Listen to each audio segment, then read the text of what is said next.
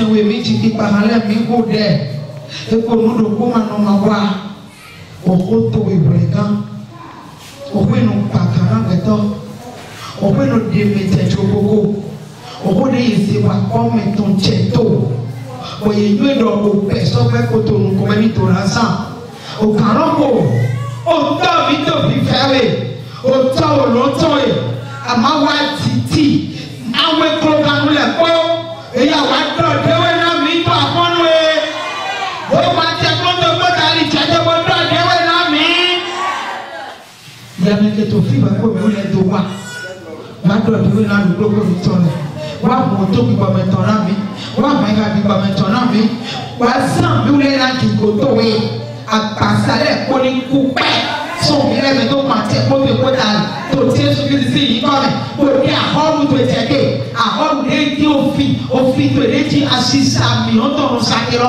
e a de te to te mi no e na mu ahoru kita re e ma pa ki ko ra o yi to we de e na to fi ma de mi na pa ta be mi ta yi ni ri ma se o won to e pro di ke no si o to e no to o lo se ka su to mi a lo su to me e ya o me be to no te ko ta ho ta be ko vive son fito yi ma de su to le atare ko ni na si won to e ma to na troche e to si ho to e we fa pro ataro ni pa ho ka ti ja to fi ti ni o to chi e ke o do de we na mi to do yi Jesu Christi Nazareto si no God amen ni wa na to Jesu Christi me Bien-aimé dans le Seigneur, mo to te bo se ho yo kan ji ouvre tes oreilles, écoute cette parole.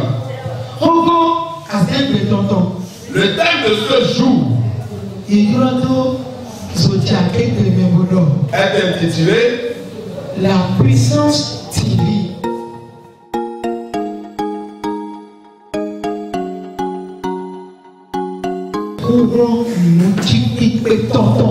La puissance divine.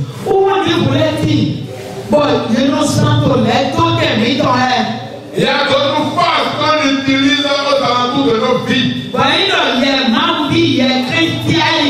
Et si toi le chrétien,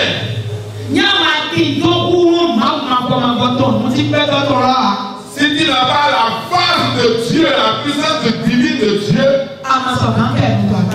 tu ne pourras pas te prononcer à côté d'eux.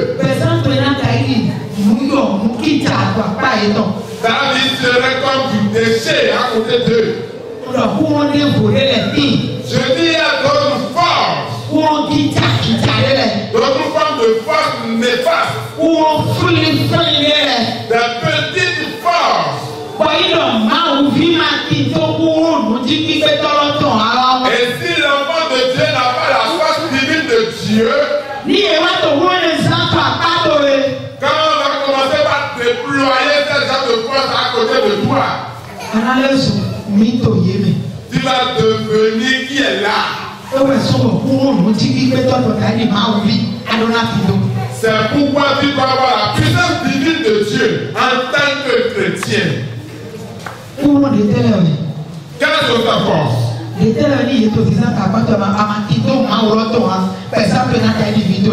Quelles sont ces forces qu'on utilise à côté de toi et sans la force de Dieu, tu ne pourras pas te prononcer?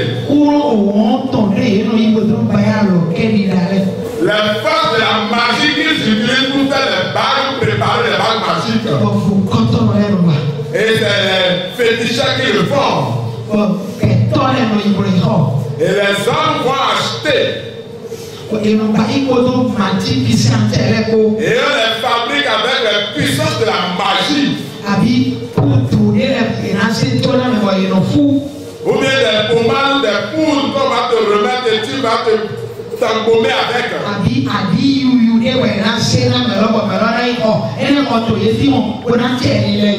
Ou bien des savons noirs qu'on va remettre ou bien qu'on ira acheter, commencer par se laver avec.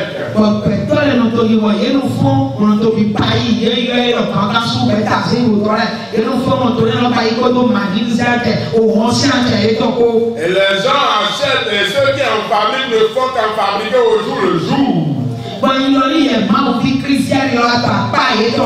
Et je dis, si toi le chrétien, tu es à côté d'eux, ceux qui vont acheter cette force d'esprit spirituel et néfaste,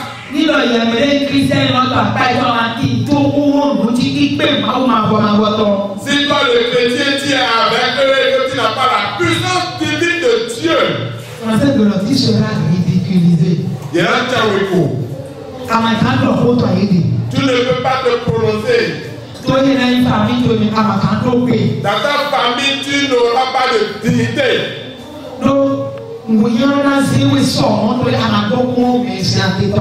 Parce que la honte va t'emporter puisque tu n'as pas la force de celui que tu adores.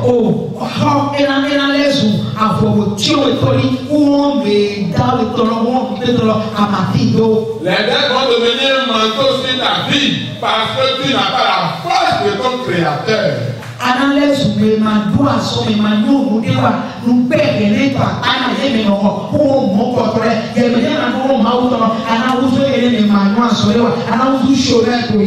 Toi qui n'as pas la puissance divine de Dieu, tu vas devenir chômeur, un ignorant, un ridicule à côté d'eux.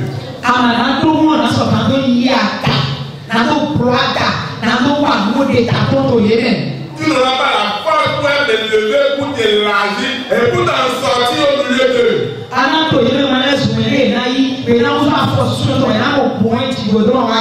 Tu vas devenir serpillère pour eux. Parce que cette petite force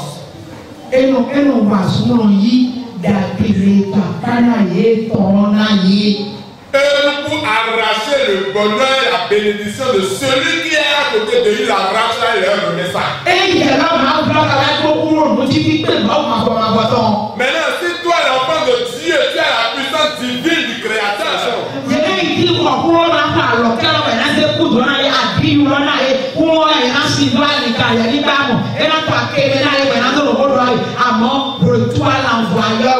ils iront acheter la puissance n'importe quoi, et ça sera avec eux. Mais ça sera un bac pour Senda. Amen. Ça ne va pas élever sur ta vie parce que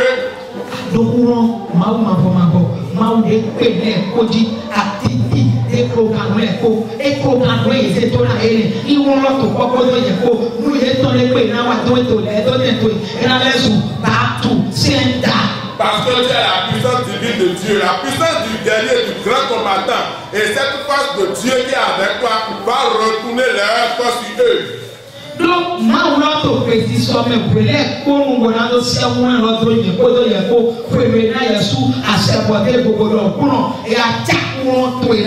parce que le Dieu est prêt à tout moment à nous envoyer sa puissance lorsque nous-mêmes nous allons vers lui et nous lui demandons cette force.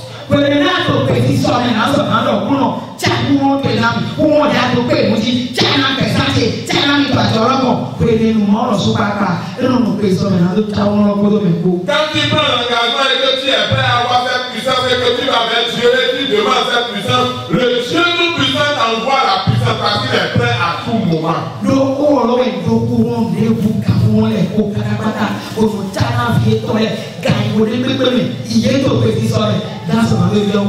Parce que c'est lui qui a une force qui dépasse toute force et qui alliance, qui nous cette force à ses enfants à tout moment où ils en ont besoin.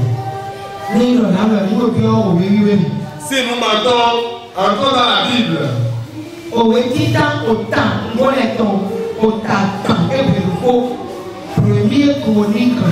Premier Chronique, chapitre 29, verset 12.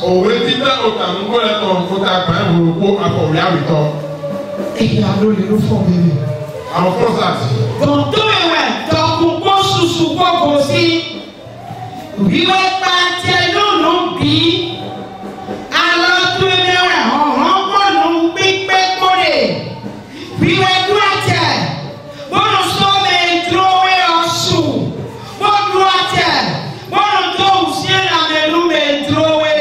C'est de toi que viennent la richesse et la gloire. C'est toi qui domines sur tout. C'est dans ta main que sont la force et la puissance. Et c'est dans lui qui a le pouvoir d'agrandir et d'affermir toutes choses. Amen. Amen. Oh, le gloire à Dieu. C'est lui qui a la puissance. La richesse de la gloire et la domination sont entre ses mains.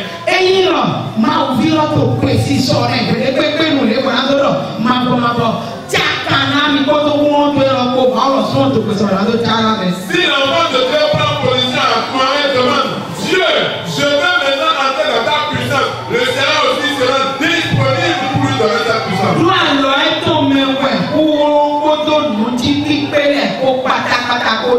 Parce que c'est dans sa main que sont la force et la puissance.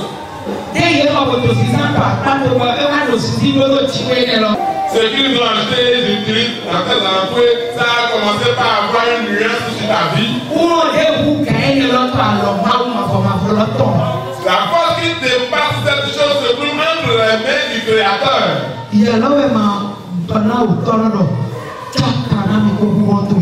C'est toi qui n'as pas demandé au Seigneur de nouer son alliance avec toi par sa puissance. C'est pourquoi ton évolution s'est arrêtée. Tu n'as plus d'évolution.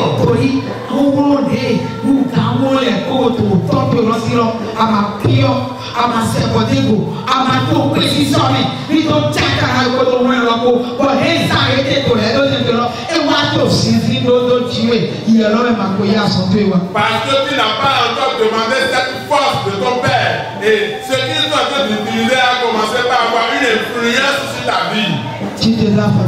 Tiens-toi sur tes pieds.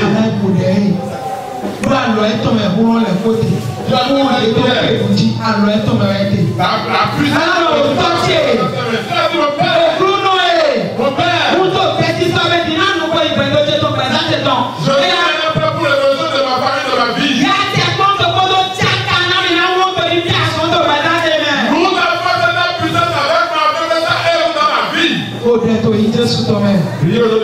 Oh Père, je suis prêt pour mon évolution.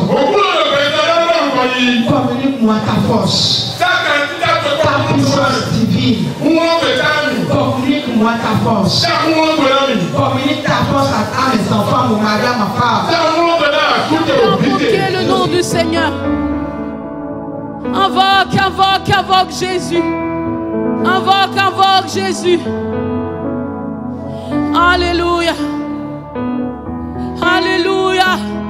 Invoque-le, invoque-le. La Bible dit, invoque-moi, je te répondrai, je te répondrai. Quelqu'un qui a besoin d'une réponse, invoque le nom de Jésus ce matin. Invoque le nom de Jésus. Alléluia. Alléluia.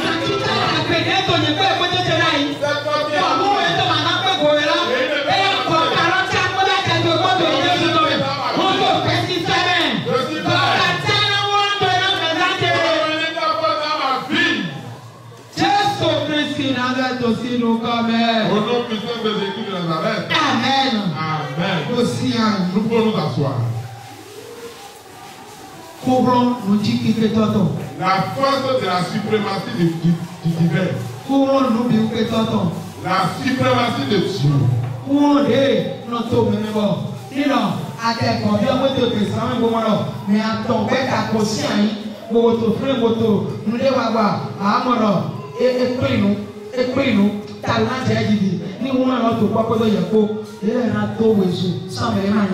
Cette force-là qui se trouve dans la nuit et quand tu la rencontres, on dit c'est fini, il va commencer, il va devenir fou.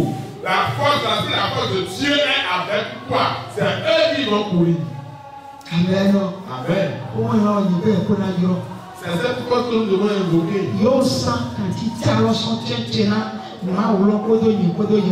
Ils ont déjà coupé ce lien-là entre Dieu et nous.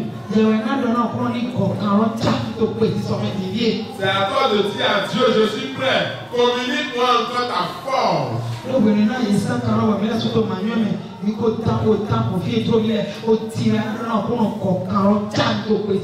Parce que quand on avait eu à couper ce lien, on a devenu des fanfarons.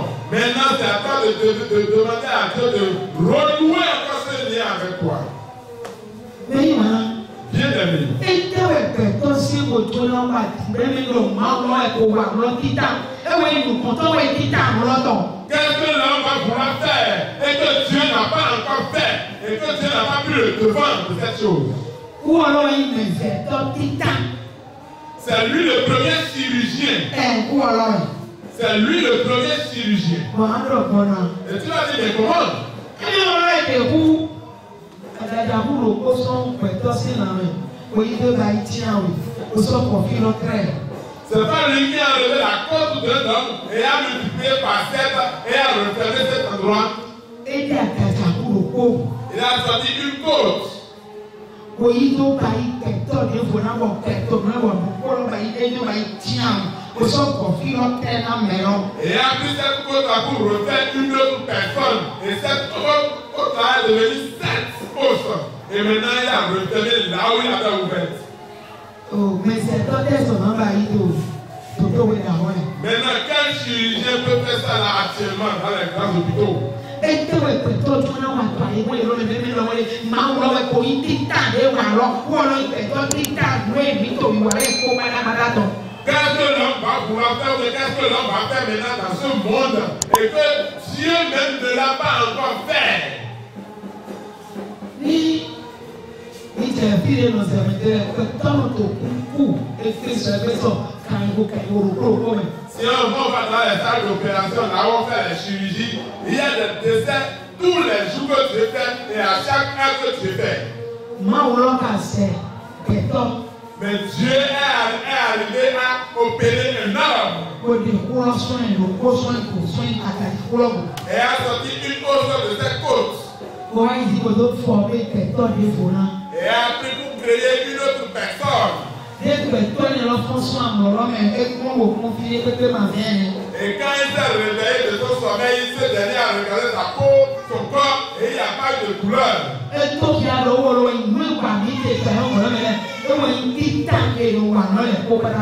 Cela montre que tout ce que nous faisons dans ce bas monde, c'est Dieu qui l'a fait avant nous.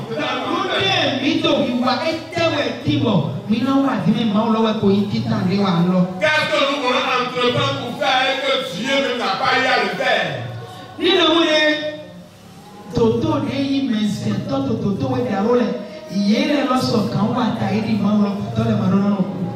Si les chirurgiens, les gynécologues doivent faire comme le créateur, le Dieu, ils ne doivent pas avoir de désert entre leurs mains. Si c'est pas Dieu qui est le leader, le premier de tout ce que nous faisons.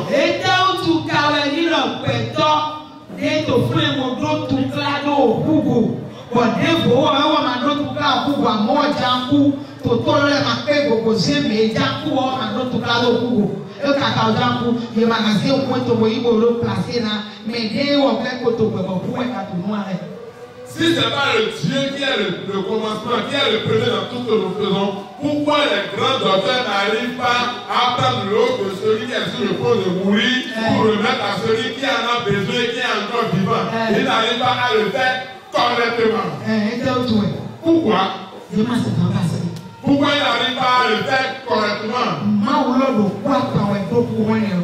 C'est le Dieu tout-puissant seul qui a cette force. Aucun chirurgien ne peut enlever l'autre de quelqu'un qui est sur le point de mourir pour donner à celui qui en a besoin. C'est le Dieu seul. Si nous sommes des couturiers, des tailleurs, c'est lui le premier couturier. C'est lui qui a revêtu nos aïeux. Abraham, Isaac, Jacob. Ils sont Adam, Ève, Abraham, Isaac, Jacob et tous ceux qui restent que vous connaissez. C'est pourquoi tout ce que nous faisons, peu importe ce que nous voulons faire sur cette terre, nous devons nous rabaisser sous le Seigneur. Parce que c'est lui qui a la suprématie. La force qui peut tout. C'est pourquoi on dit qu'il est fort. L'homme, Dieu est esprit. Il est important de demander, d'invoquer cette force. Il a dit si quelqu'un a besoin de quelque chose qu'il demande.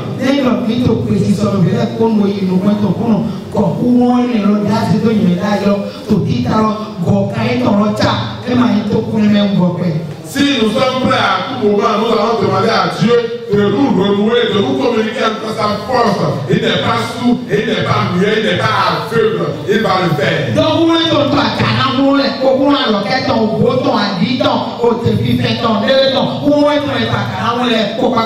Parce que sa force dépasse les forces des bagues, des talismans, des savons, des parfums et autres. Sa force dépasse tout ça.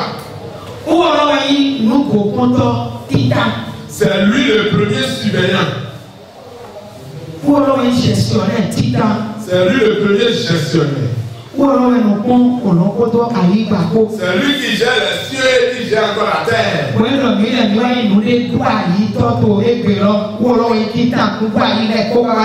Et si nous arrivons à faire quelque chose aujourd'hui, c'est lui le premier à faire cette chose. C'est lui le premier cuisinier. C'est lui qui a fait le premier repas d'Adam et Ève.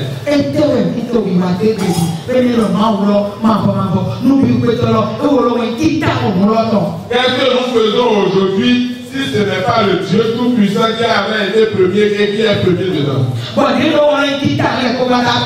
Et comme c'est lui le premier dans tout,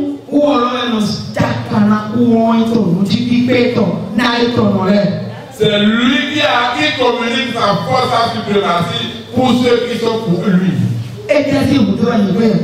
Tu as besoin de quoi? De nous aimer. C'est lui qui a, c'est Dieu qui a installé l'amour, le premier amour. Demande. Il te le donnera.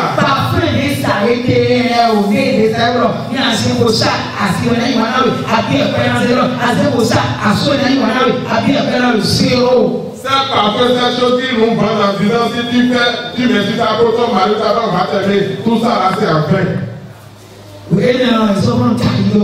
C'est en faisant ça que tu vas encore plus tomber.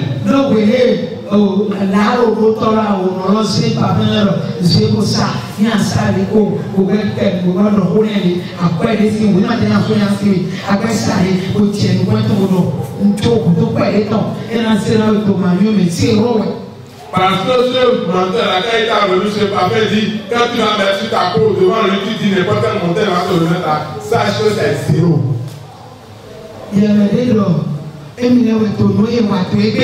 Celui quoi qui dit c'est moi qui suis en train de faire ceci aujourd'hui.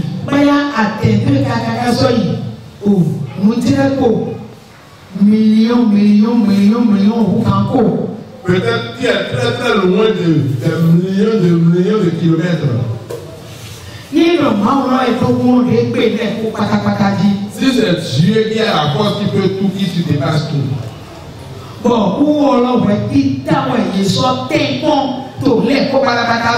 Et c'est lui le premier qu'on a défié, qu'on a tenté en toutes choses. Sache que toi aussi va te tenter. Si c'est lui le premier qu'on a combattu, sache qu'on va te combattre. Si on nous combat aujourd'hui, ça veut dire qu'on a déjà combattu le premier. Et il avait une force pour les dépasser, pour les vaincre.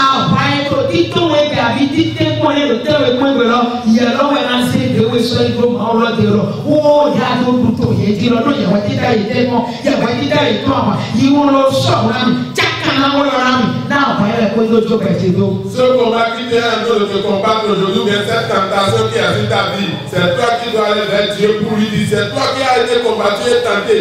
Renoue ton alliance avec moi afin que cette chose n'allait pas. Et que je devienne vainqueur. C'est toi qui dois dire tout ça. Maintenant, si tu es là et il n'y a pas un combat derrière ta vie,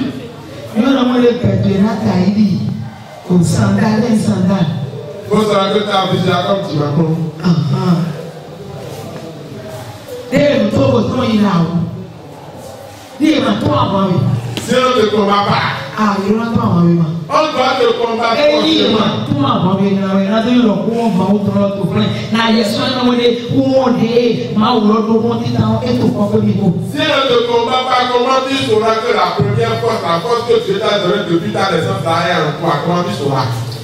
Il y a pas avant lui. On doit te combattre. Ni a pa de pe ma to ti to ni ta pa o pe se mi no to. Si tu vois maintenant que tu n'as aucun combat dans tous les compartiments de ta vie pour vivre, Yo no pe se mi to ma inde wa du ni ça veut dire que ta vie devient inutile. e ta ni de no to bo la mo to no ibese. Ça devient comme les standards des toilettes. Ẹni ìkàtọ̀ àwọn tó yọ ẹ̀rọ bí ọkàn jíjà mọ́mọ́. Maintenant, quand on te combat, c'est toi qui vas demander l'alliance. Ẹni ìpa àwọn tó yẹ náà jọ pàtó yìí. Si on commence à côté, tu dois savoir que là, on commence à te boire du pain. Àwọn èèyàn tó àwọn tó àjọ pàtó yìí pálípálí. Mais on ne combat pas le commerce à marchandise. Àjọ pàtó yìí ká ilé àfọ̀pàtì mà kó lè nà dódó yìí náà. Ça veut dire que quand on commence à devenir comme Santa, on prend pour aller sur la rue. Ọ̀pọ̀ ẹran tí o pẹ̀sán pé ta ẹni kan kúrò. Et ta vie serait comme le ballerine. Títẹ̀ náà máa ń wọ́n náà mi tó ìdí èso. Lève pas dire que ça serait pas mon partage. Eyín ayé òfin máa ń tọ́ àrọ́lá tí wúrò máa ń tọ́ lọ. Àrọ́lá wọn ní táàkùn mẹ́tọ̀ lẹ́yìn. Èmi tó máa ń dún àgbàdì. Si tu es un enfant de Dieu, tu dois chercher la force de Dieu. Tu dois demander à Dieu de communiquer sa force en toi afin que tu domines les combats. Ní àyè tẹ̀lifíṣọ́ wà tọ́. Si tu es quelqu'un qui est pour Dieu, Àlọ́ ti hàn náà máa wò. tu chantes pour Dieu. Ìyàwó yìí mẹ̀kọ́ àkótó ní ètò ìmúlẹ̀ kan ìtòlẹ́ bí ọ. Tu es un diacre ou un ancien de l'église. Ìyàwó ẹ̀rọ fún ọ̀mẹ̀lẹ̀ yẹn lọ́dọ̀ ìyàwó gbọ́dọ̀ mẹ̀lẹ̀. Tu es un prédicateur ou un moniteur dans Ìyàwó l'église. ẹ̀rọ fún ọ̀mẹ̀lẹ̀ rẹ̀ ti kàn dọ̀ sí ìwé òpẹ̀tọ̀ gbọ́dọ̀ pẹ̀. Tu es le sentinelle de l'église. Àbí pátápátá tó ìyàwó yìí pàṣọ ìyàwó yìí wẹ̀ nàgbé látọ̀. Ou bien c'est toi le pasteur ou l'évangéliste de l'église. Wà àbọ̀ àmàtọ̀wé. Et tu n'es pas combattu. Yóò máa tó àwọn awé tó hàn jìjì lọ́rẹ̀. On ne te combat pas dans la Yóò colère. máa tó àwọn awé tó mẹ fífún wò lọ yóò máa sì hó pẹ̀tọ̀ lọ́rẹ̀. On ne te combat pas dans ton rôle de sentinelle. Yóò máa tó àwọn awé tó mẹ dàgbé lílá tó wẹ̀ bẹ̀. On ne te combat pas dans l'évangélisation. Yóò máa tó àwọn awé tó àkùnmẹ̀ óyìn tó wẹ̀ bẹ̀. On ne te combat pas dans ton rôle de diacre. Yóò máa tó àwọn awé tó mẹ kúrọ́tọ̀ yìí tó wẹ̀ bẹ̀. Ó lọ tó pàṣẹ yìí tó wẹ̀ bẹ̀. On ne te combat pas dans ta jeu de moniteur ou de prédicateur. Yóò máa tó àwọn awé tó hu ìwò tó gbàtọ́ yìí tó mẹ̀ solisi yìí tó mẹ̀ òfurufú yà kú wà máa tó àwọn awé tó mẹ̀. On ne te combat pas dans ton rôle de batteur, de pianiste, de soliste et autres. Yóò lọ tẹ̀lé sómi tán ètò ẹ̀ta ẹ̀dì fọkàtìmá pé màá ní ìdè wà ní. Sache que l'œuvre que tu es en train de faire est inutile. Lórí ọ̀nà máa ìdè wà ní. Parce que c'est la chose de l'inutile. Mẹ́ra tán. Qui va tailler pour tes pour ça? Ọ̀nà ìlú lẹ́yìn ìlú wà ní èèyàn tó àbá. C'est pas ce qui est important, c'est pas cette chose qu'on combat. Ní èmo náà tẹ̀lé sópèrè àjọ pèrọ ẹ̀yìn ìlú wọ̀ yẹn náà kú dàgbé tẹ̀mẹ̀ yẹn náà tán àwọn ìlànà tó hàn wẹ̀ mẹ́ àrùwọ̀ ẹ̀ máa ìdè wà ní. Si on voit que ton commerce, l'œuvre que tu es, est quelque chose d'important, on va combattre. Et franchement, on va le combattre, mais dans le cas contraire, sache que tu es inutile. Sian, Nous pouvons nous asseoir. ní èkìsí àná. Nous, les chrétiens, Nous devons chercher la force de Dieu pour l'évolution de ce que nous faisons, de nos œuvres, de nos projets. Sinon, si nous ne cherchons pas la force de Dieu, nous n'allons pas devant la face du Seigneur, le Dieu puissant, qui est plus fort que tout. Si nous ne cherchons pas sa force, nos vies seront comme des sandales. Moi, je dois voir que tu ne fais qu'évoluer. Rien ne me poursuit, rien ne me pourchasse. Il est important que quelque chose doit te faire peur dans ce que tu fais. Quelque chose doit te chasser. Si rien ne te combat, rien ne te fait peur. Ça te dit que ce que tu es là n'a pas de fruit, n'a pas de valeur, ni d'importance.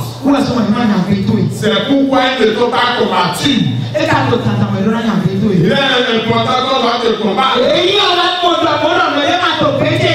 tu es allé au maintenant qu'on ne te combat pas, alors le combat ne s'arrête jamais.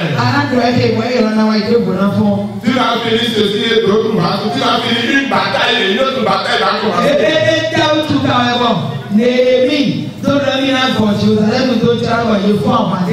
Pourquoi Néhémie a dit qu'il va rebâtir Jérusalem et on a commencé par le combat?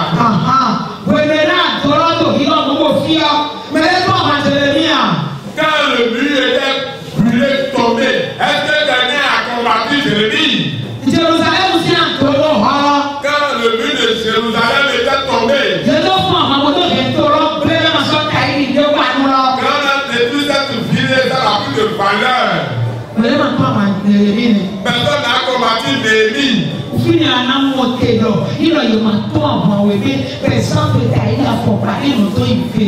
c'est à ce moment tu vas comprendre que si on ne te combat pas, ta vie devient comme les standards des troupes vessies. Maintenant, si tu remarques qu'on est en train de te combattre, c'est toi qui vas demander la puissance de Dieu. C'est ton héritage et tu vas l'obtenir forcément. Il y a une force que Dieu va te remettre.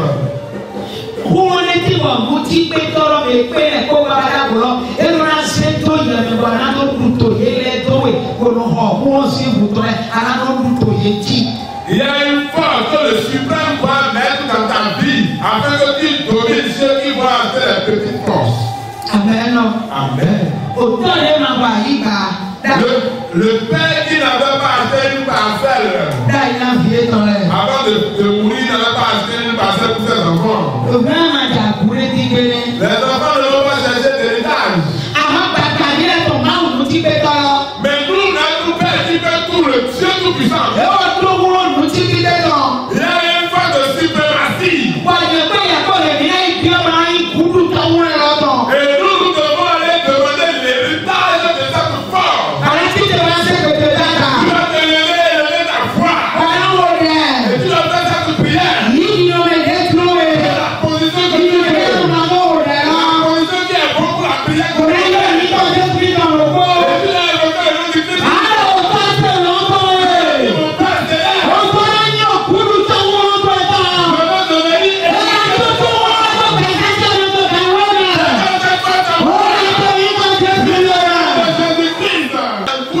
depuis la création et la nuit des temps, cette force qui n'est jamais intombée, cette force qui demeure en toi et qui va toujours demeurer, je vais devenir héritier de cette force. Mais d'attaché, on doit y courir pour l'autre. Pour nous, il y a des petits boyaux, des petits boyaux, des petits boyaux, on doit y courir pour l'autre.